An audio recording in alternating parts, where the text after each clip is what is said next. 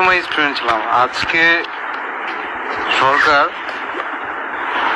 আমাকে এমনিশন তুলে দিচ্ছে, মানে আমি একজন স্টুডেন্ট হয়ে আর একজন ভাই স্টুডেন্টের বুকে গুলি চালানোর জন্য সরকার আজকে আদেশ দিচ্ছে আমাদের সেনাবাহিনীকে।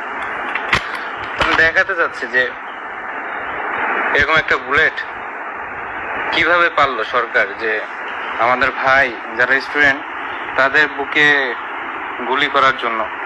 না, খুব খারাপ লাগলো যে যে সেনাবাহিনীদেরকে এত সম্মান করে আজ সেনাবাহিনীকে আজকে গুলি করার জন্য আজকে আদেশ দিয়েছে।